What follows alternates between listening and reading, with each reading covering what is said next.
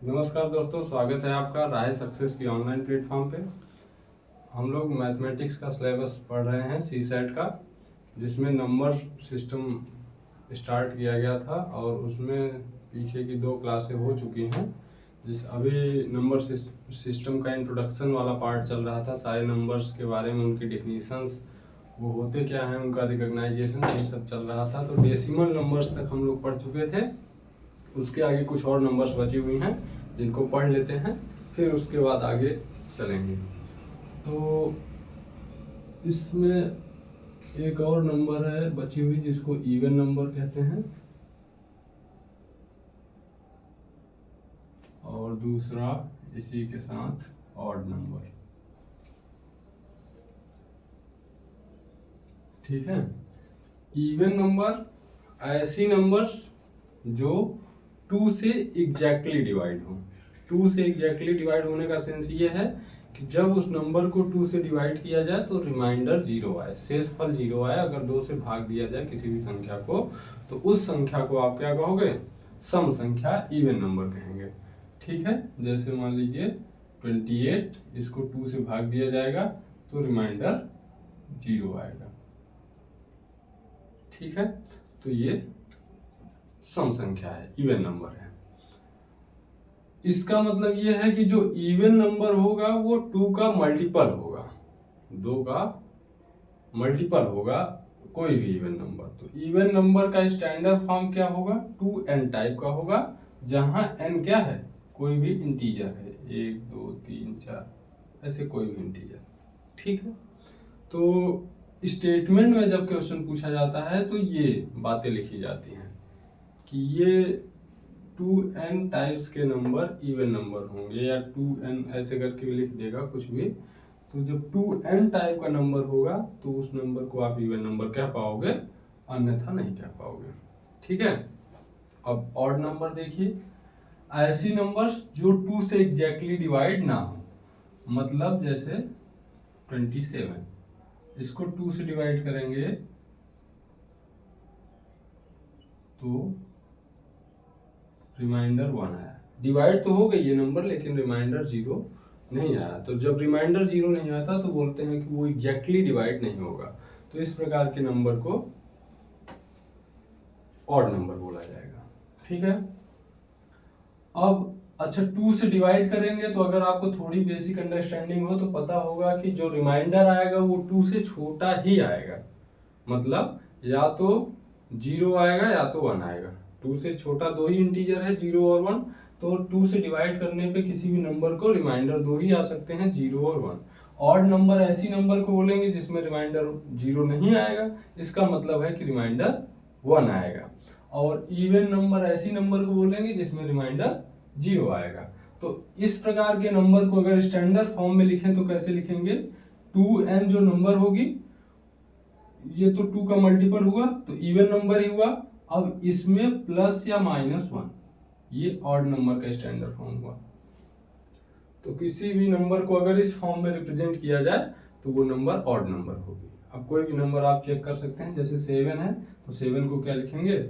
2 into 3 plus, या इसको ऐसे भी लिख सकते हैं 2 इंटू 4 -1। ठीक है। तो इस वजह से जो ऑड नंबर है उसका स्टैंडर्ड नोटेशन ये है, और जो इवन नंबर है उसका स्टैंडर्ड नोटेशन ये है। ये डिफिनीशन सारी बेसिक हैं लेकिन जरूरी है, इस वजह से आपको एक बार इंट्रोड्यूस कराया जा रहा है। आगे क्वेश्चंस में ये डायरेक्टली यूज नहीं होंगे, मतलब इनसे सीधे क्वेश्चन नहीं पूछा जाएगा, लेकिन क्वेश्चन में के पार्ट में इनका बहुत महत्व होगा। वहाँ पावर में है ना, नंबर्स वो 2 की पावर n है ना। नहीं, 2 के पावर n नहीं है, ये 2n है, 2 इंटू n है। हाँ, उसको ध्यान से समझिए, 2 के पावर n नहीं है। ठीक है। ये हो गया इवन और ऑड नंबर। अब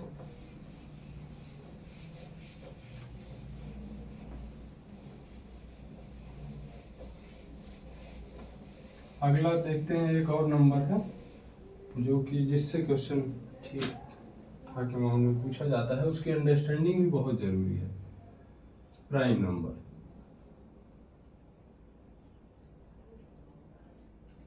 इस नंबर से जुड़े बहुत सवाल बनते हैं। इस प्रकार के नंबर्स को पहचानना पता करना, ये सारी चीजें आपको आनी चाहिए। इसको हिंदी में बोलते हैं अभाज्य संख्या।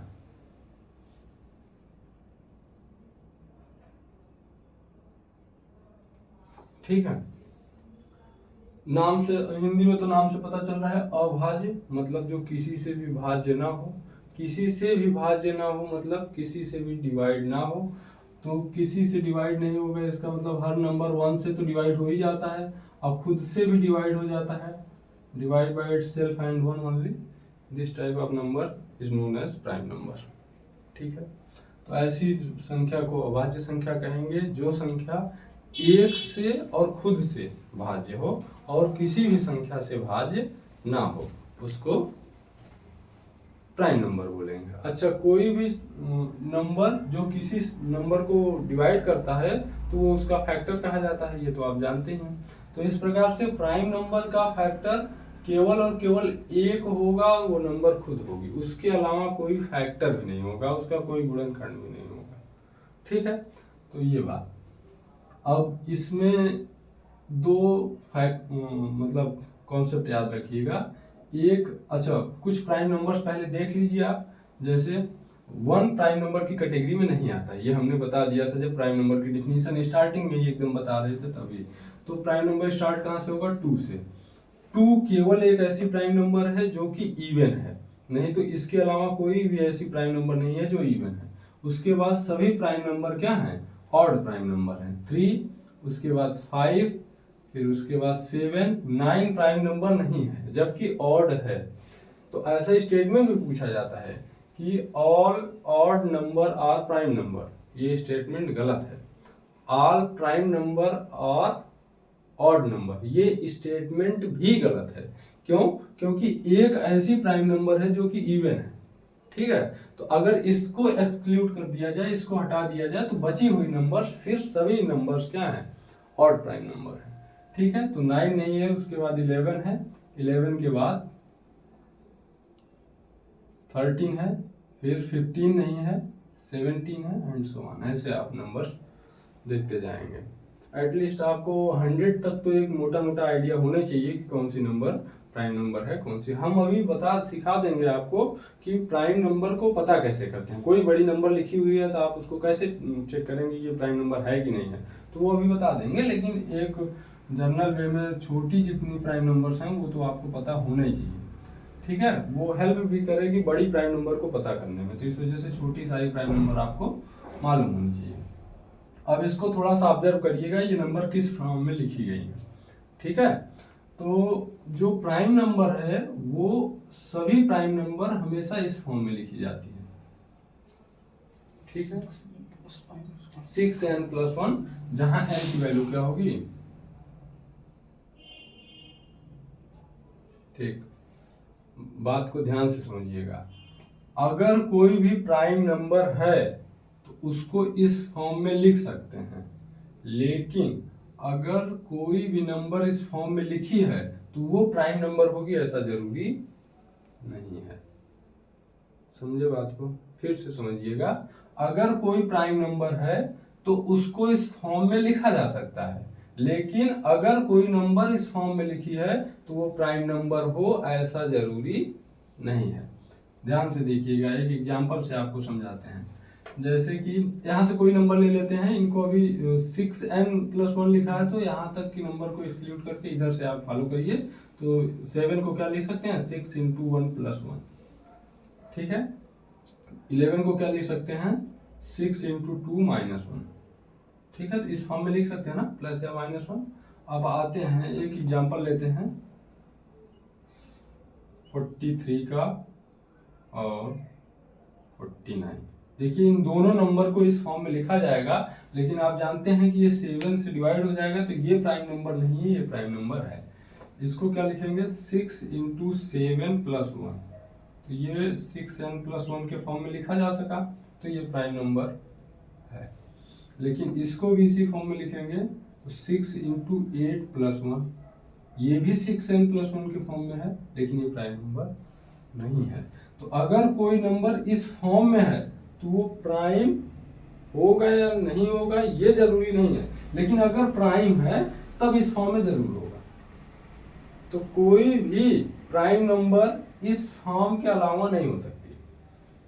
तो एक तो रिकॉग्नाइजेशन का यही तरीका हुआ कि कोई किसी नंबर को बोला जा रहा है कि वो प्राइम नंबर है तो इस फॉर्म में होनी चाहिए। ठीक है, आप जो है चेक करिएगा, जितनी भी प्राइम नंबर आपके माइंड में आए सबको चेक करिएगा, इन तीनों को छोड़ के, ये स्टार्टिंग की छोड़ के, इसके अलावा सारी प्राइम नंबर्स को चेक करिएगा। जो भी माइंड में आए आपके घर पे आराम से बैठ के सोचिएगा और सभी नंबर्स को देखिएगा, तो इसी टर्म में आप रिप्रेजेंट करेंगे 6n+1 या -1। ठीक है, इसके अलावा और किसी फॉर्म में रिप्रेजेंट इसको नहीं कर पाएंगे। तो एक रिकॉग्नाइजेशन करने का ये तरीका हुआ, ये इसका स्टैंडर्ड नोटेशन हुआ, स्टेटमेंट में डायरेक्ट लिखा गया तो भी आप पहचान पाओगे, और उसके बाद किसी भी प्राइम नंबर को रिकॉग्नाइज भी करोगे इससे। ठीक है, और एक दूसरा तरीका बताते हैं जो सभी प्राइम नंबर्स के लिए है। ठीक है,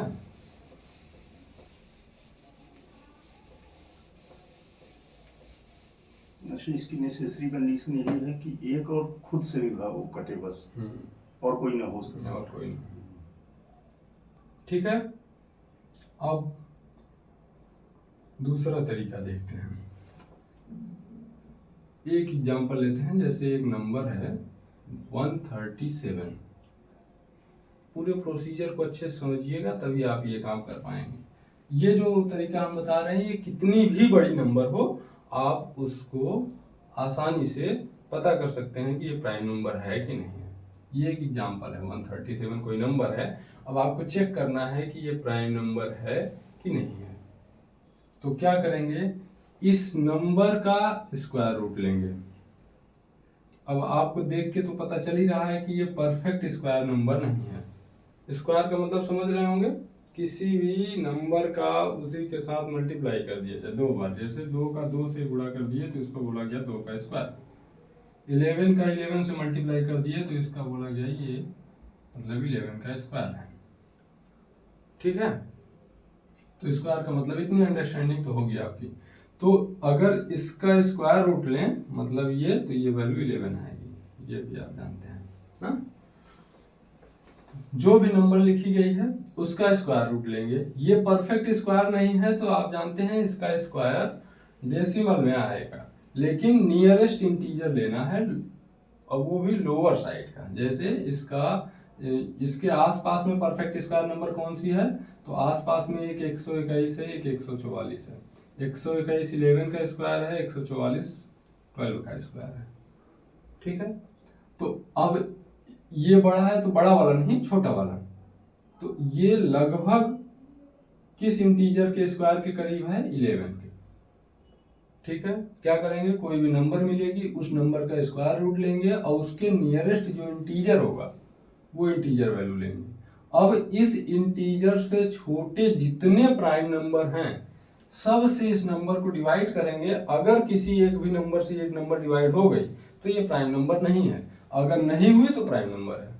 अब इससे छोटे कितने प्राइम नंबर हैं वो तो आपको पता ही है, 1 2 है, 3 है, फिर 5 है, फिर 7 है, और फिर 11 है। वही है, 11 से छोटी नंबर लेनी है। ठीक है, तो ये इतनी नंबर्स। अब ये अभी थोड़ा मुश्किल आपको होगा, आगे जब डिविजिबिलिटी बता देंगे तो आप किसी भी नंबर को देख के तुरंत ही बता पाएंगे ये नंबर इस नंबर से डिवाइड होगी कि नहीं। तो 2 से तो आप देख रहे हो कि 7 है लास्ट में, 2 का मल्टीपल नहीं है तो 2 से नहीं डिवाइड होगा, ये ऑड नंबर है। 3 से डिवाइड करने का तरीका एक तो डिजिट का सम है ही, लेकिन अभी आप जर्नल चेक कर लीजिए 3 से डिवाइड करके। 3 4 जा 12, 3 5 जा 15, नहीं हुआ डिवाइड ना, 3 से भी नहीं होगा। 5 से डिवाइड होगा ही नहीं, जानते हो आप। 5 से वही नंबर डिवाइड होगी जिसके लास्ट में 5 या 0 हो, तो 5 से भी नहीं होगा। अब 7 से भी डिवाइड करके आप चेक कर लीजिए।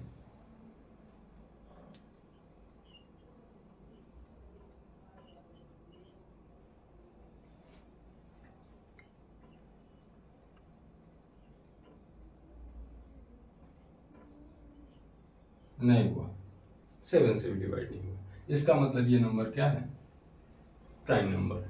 समझ गए आप बात को। अब ये मतलब एक प्रोसीजर है जिसको याद रखिएगा, और कितनी भी बड़ी नंबर होगी तो आप उससे पता कर पाएंगे। फिर से एक बार समझ लीजिए क्या करना है। जो नंबर मिलेगी उस नंबर का स्क्वायर रूट लेंगे और लोवेस्ट इंटीजर लिया जाएगा उसका, मतलब उसके आसपास का कोई परफेक्ट स्क्वायर नंबर दो देखेंगे, एक उससे कम वाली एक उससे ज्यादा वाली, हमेशा कम वाली का स्क्वायर रूट लेके उससे छोटी जितनी प्राइम नंबर्स होंगी सब से उस नंबर को उस डिविजिबिलिटी चेक करेंगे। अगर किसी से भी वो नंबर डिवाइड नहीं हुई तब वो नंबर आप बोलेंगे कि प्राइम नंबर है। अब ये नंबर कितनी भी बड़ी डिजिट की हो आप उसको पता करके बता सकते हैं कि वो प्राइम नंबर है कि नहीं है। ठीक है, तो ये पूरी जानकारी रही प्राइम नंबर के बारे में। इसका यूज क्वेश्चन में लगातार किया जाएगा। ठीक है, कि ये प्राइम नंबर है नहीं है, पहचान की बात होगी, फिर जो रिजल्ट आएगा वो प्राइम आएगा कि नहीं आएगा, ये सारी बातें क्वेश्चन में लगातार यूज होंगी जब क्वेश्चन कराया जाएगा तो देखिएगा। लेकिन अभी इतनी अंडरस्टैंडिंग आप बना के रखिए, ये वाला रिजल्ट जरूर चेक करिएगा आप लोग घर पे जाके, तब आपको जो है एक अंडरस्टैंडिंग बन पाएगी कि प्राइम नंबर सभी इस फॉर्म में होते हैं कि नहीं होते हैं। ज्यादातर तो आप इसी से चेक कर लेंगे ना, कोई भी नंबर अगर प्राइम नंबर है तो पहले तो इस फॉर्म में होनी चाहिए। ठीक है, अगर इस फॉर्म में प्राइम नंबर नहीं है और नंबर इस फॉर्म में है तब मतलब ये आपको नहीं पता है कि वो प्राइम नंबर है कि नहीं है, लेकिन इस फॉर्म की नंबर है तब ये वाला तरीका लगाना पड़ेगा, क्योंकि हर इस प्रकार की नंबर को प्राइम नंबर आप नहीं कर सकते हो। जैसे अभी हमने एग्जांपल बताया था 43 और 49। ठीक है, हाँ, तो इस बात को आप ध्यान से समझिए, ये प्राइम नंबर की कहानी हुई। ठीक है, 2-3 छोटी छोटी और डेफिनेशन बची हैं, उनको पूरा कर लें तो आज के डेफिनेशन वाले क्लास नंबर सिस्टम की खत्म हो जाएगी। तब हम लोग कुछ कॉन्सेप्ट पढ़ेंगे, जैसे यूनिट डिजिट, डिविजिबिलिटी, ये सारी चीजें पढ़ी जाएंगी। ठीक है, प्राइम नंबर के बाद अगला नंबर होता है कंपोजिट। इनकी केवल डेफिनेशन जानना है आपको, बाकी क्वेश्चन तो ज्यादातर इन्हीं से बनते हैं। ठीक है, कंपोजिट नंबर इसी का जस्ट अपोजिट, ऐसी कोई भी इसको भाज्य संख्या बोला जाता है।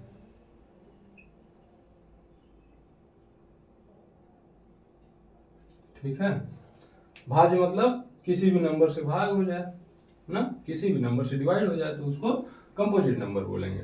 तो प्राइम नंबर के अलावा जितनी नंबर होंगी वो सारी कंपोजिट नंबर होंगी। ठीक है, अच्छा, 1 ना तो प्राइम की कैटेगरी में आता है ना तो कंपोजिट की कैटेगरी में आता है, तो 1 को एक्सक्लूड करके आगे बढ़ेंगे तो 2 के भी प्राइम है तो कंपोजिट नहीं है, 3 भी प्राइम है तो कंपोजिट नहीं है, 4 कंपोजिट है, 6 कंपोजिट है, 8 कंपोजिट है, 9 कंपोजिट है। ठीक है, फिर उसके बाद 10 कंपोजिट है, 12 कंपोजिट है, ऐसे ये सारे नंबर कंपोजिट नंबर है। अच्छा, कंपोजिट में इवन और ऑड दोनों होंगे। ठीक है, प्राइम में केवल एक ही इवन था, लेकिन कंपोजिट में इवन ऑड दोनों होंगे। जितने प्राइम हैं उनके अलावा जितनी नंबर हैं नेचुरल नंबर्स, वो सब क्या आएंगे, कंपोजिट नंबर आएंगे। ठीक है, तो इससे नहीं, इससे जुड़ी हुई 2 नंबर्स और हैं, उनसे कभी कभी कॉन्सेप्चुअल क्वेश्चन बन जाता है। एक है को प्राइम और दूसरा है ट्विन प्राइम। ठीक है, अब जो को प्राइम है और ट्विन प्राइम, ये हमेशा पेयर ऑफ नंबर होगा, मतलब 2 नंबर को एक साथ रख के फिर उनको बताया जाएगा, ये 2 नंबर्स का पेयर होगा, उसको पता किया जाता है कि ये को प्राइम है या ट्विन प्राइम है। तो को प्राइम में पहली बात तो याद रखिएगा कि ये कोई जरूरी नहीं है कि इसमें प्राइम नंबर ही हो। ठीक है, इसका हिंदी में नाम है सहभाज्य।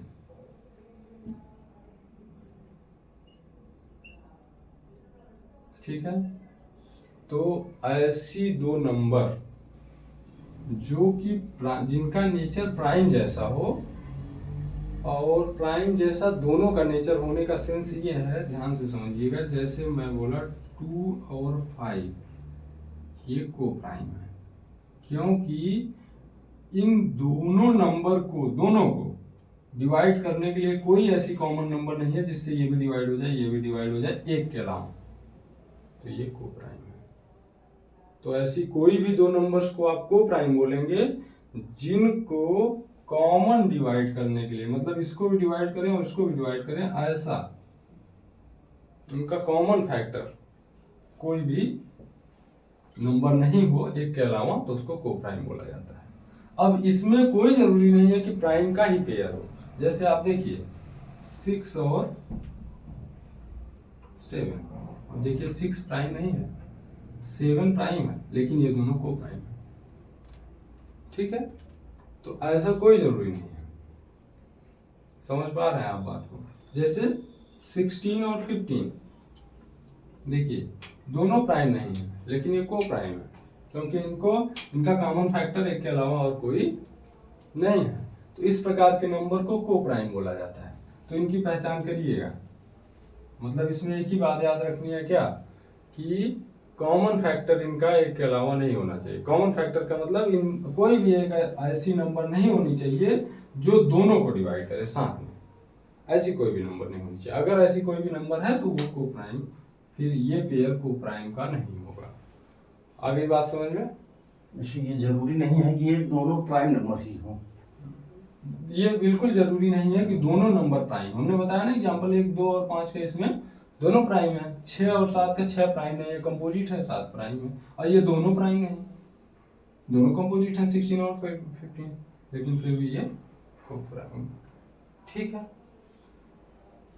इसके बाद तो अभी इसी से जुड़ा एक थोड़ा सा रेशनल नंबर की स्टैंडर्ड डेफिनेशन बता देते हैं। वो जो इंटीजर हमने बोला था कि पी और क्यू दोनों इंटीजर होने चाहिए, यहीं देख लीजिए। कभी कभी ये चर्चा हो जाती है। वो एग्जैक्ट डेफिनेशन इसकी ये है कि पी और क्यू इंटीजर नहीं, पी और क्यू को प्राइम इंटीजर होने चाहिए, तब वो नंबर जो लिखा जाएगा वो स्टैंडर्ड रेशनल नंबर होगा, स्टैंडर्ड फॉर्म में होगा रेशनल नंबर अपने।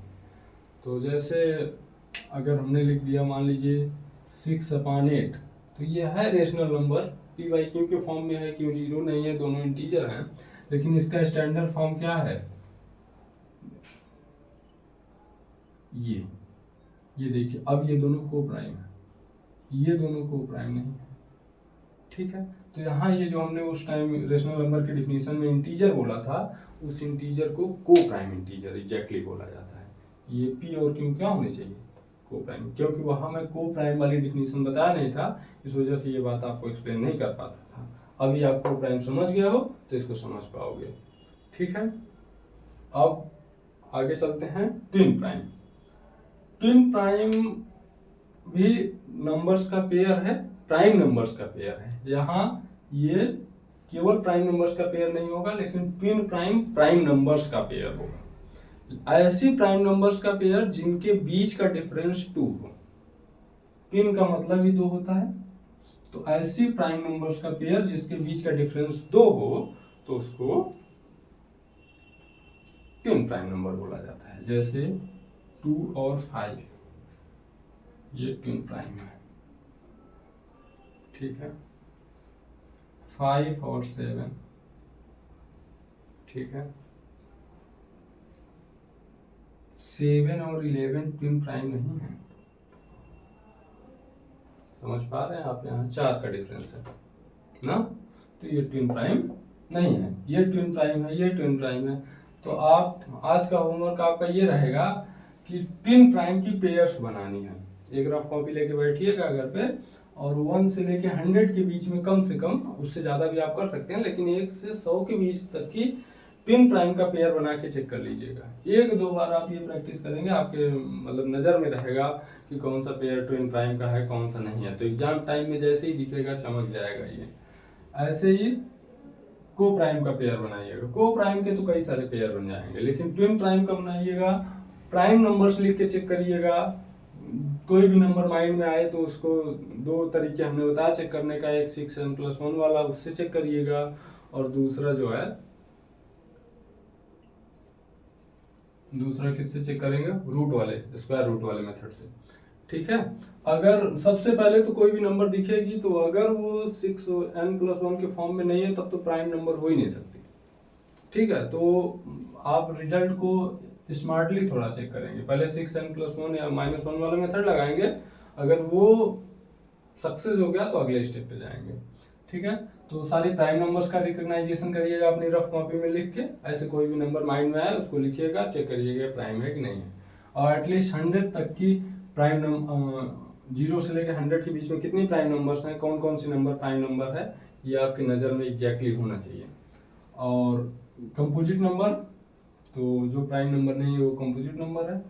को प्राइम और ट्विन प्राइम का एक पेयर बना के चेक कर लीजिएगा कौन कौन ट्विन प्राइम की कैटेगरी में आएगा, कौन नहीं आएगा। यहाँ से आपकी ये नंबर्स की डिफिनीशन जो है लगभग खत्म हो गई, ठीक है। अब नंबर्स जैसा कुछ बचा नहीं डिफिनीशन में बताने के लिए, तो अब आगे की क्लास में यूनिट डिजिट का कॉन्सेप्ट बताया जाएगा। अब कैलकुलेशन वाले नंबर सिस्टम में कैलकुलेशन और सिंप्लीफिकेशन वाले पार्ट में हम लोग चलेंगे, लेकिन नंबर्स सिस्टम का क्लास था, चैप्टर था ये, तो इसमें सबसे पहले नंबर्स के बारे में ही डिटेल में जानना था। तो लगभग आप सभी नंबर्स का एक बेसिक अंडरस्टैंडिंग हो गया है, पहचान भी हो गई है आपको। आप ये पता भी कर पाएंगे कि कौन सी नंबर नेचुरल नंबर है, होल नंबर है, इवन नंबर है, ऑड नंबर है, प्राइम नंबर है। ये सारी चीज़ें आपको जो है अंडरस्टैंडिंग की एक बेसिक हो गई है। अब आगे की क्लासों में आपको या क्वेश्चन करने में थोड़ा सहज महसूस होगा, ठीक है, अच्छा लगेगा, क्योंकि कॉन्सेप्ट जब माइंड में रहता है तो चीज़ें समझ में आती हैं, क्वेश्चन समझ में आता है। आपका जो एग्जाम है वो ऐसा क्वेश्चन बनाता है, लैंग्वेज ऐसी रखता है कि अगर आपको बेसिक अंडरस्टैंडिंग ना हो तो आप क्वेश्चन को सॉल्व आसानी से नहीं कर सकते हैं। ये है कि टाइम बहुत रहता है आपके एग्जाम में, टाइम का मतलब अभाव नहीं रहता, समय रहता है, लेकिन समस्या है केवल क्वेश्चन को पढ़ के समझने की। अगर आप समझ गए तो उसको सॉल्व करने में मुश्किल से बहुत कम समय लगेगा, ठीक है। तो समझने के लिए आपके पास एक बेसिक अंडरस्टैंडिंग होनी चाहिए, सारी डिफिनीशंस माइंड में होनी चाहिए, नंबर्स का रिकॉग्नाइजेशन अच्छे से होना चाहिए, ठीक है। तो इस वजह से ये सारी चीज़ें हो गई। अब हम लोग आगे सिंप्लीफिकेशन और कैलकुलेशन वाले पार्ट पे चलेंगे नंबर सिस्टम के। और ये कंटेंट कैसा लग रहा है इसको कमेंट में आप लोग बताते रहिए। बाकी चैनल को लाइक शेयर सब्सक्राइब करते रहिए, जिससे एनर्जी मिलती रहे हमको। तब तक के लिए धन्यवाद।